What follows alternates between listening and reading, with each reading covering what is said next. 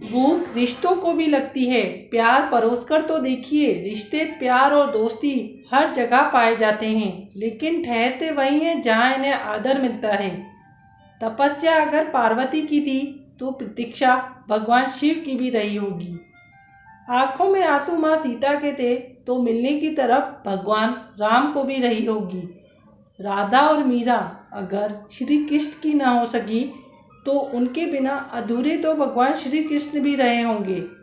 प्रेम तो ईश्वर के लिए भी सरल नहीं था, तो भला हम इंसानों के लिए कैसे हो सकता है।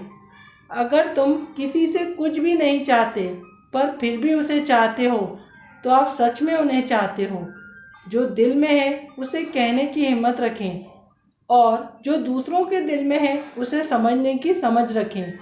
रिश्ते कभी नहीं टूटेंगे। जानते हैं प्रेम क्या है? अपने वक्त के कीमती लम्हे किसी को दे देना, किसी की सुन लेना, किसी की आंखों से आंसुओं को चुन लेना, किसी के जख्मों पर मरहम लगा देना, किसी गरीब को इज्जत देना, बिना किसी रिश्ते, बिना किसी संबंध के किसी के दर्द का एहसास होना, यही तो प्रेम है। प्रेम से बढ़कर न कोई शास्त्र है न होगा, बस हम लोगों ने इसे पढ़ा ही गलत तरीके से है। इसीलिए आज प्रेम को इतनी गलत नज़र से देखा जाता है। परमात्मा के बाद अगर जीवन में कोई पवित्र चीज़ है तो वह प्रेम है। प्यार को परिपूर्ण होने की ज़रूरत नहीं है, वह तो स्वयं में ही पूर्ण है। कुछ लोग जिंदगी में खुशबू की तरह होते हैं, जिंदगी में दिखाई तो नहीं देते पर महसूस होते हैं।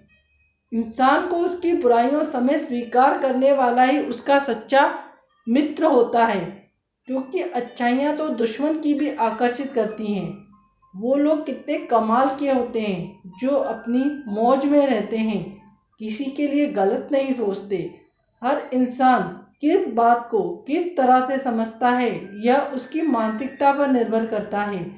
कोई दूसरों की थाली से छीन कर खाने में अपनी शान समझता है तो कोई अपनी थाली से दूसरों को खिलाकर संतुष्ट होता है।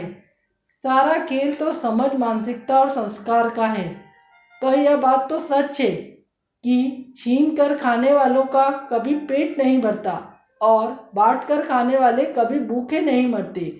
जो व्यक्ति बिना किसी मेहनत के ईश्वर से सब कुछ पाने की इच्छा करता है उसे जीवन में कुछ प्राप्त नहीं होता, क्योंकि उसकी जिंदगी में कर्म तो है ही नहीं।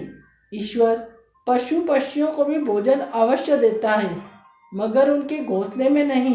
अगर 3 वक्त का खाना बन रहा है, मेहमानों का आदर हो रहा है, अगर कोई ज़रूरतमंद आ रहा है दरवाजे पर तो वह खाली हाथ न जाए। बच्चों को अच्छी शिक्षा मिल रही है तो धन्यवाद करें ईश्वर का, क्योंकि आप इस दुनिया में अमीर और भाग्यशाली लोगों में से एक हैं।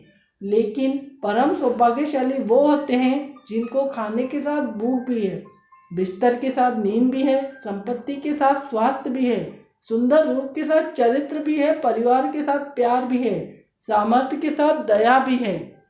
आप सब स्वस्थ और खुशहाल रहें, यही कामना करती हूँ। अगर आपको मेरी वीडियो पसंद आए तो लाइक करिए, शेयर करिए, कमेंट करके बताइए आपको वीडियो कैसी लगी, और मेरे चैनल को सब्सक्राइब करिए, बेल आइकन पर क्लिक कीजिए जिससे आपको अगले वीडियो की नोटिफिकेशन ऑटोमेटिकली मिल जाए।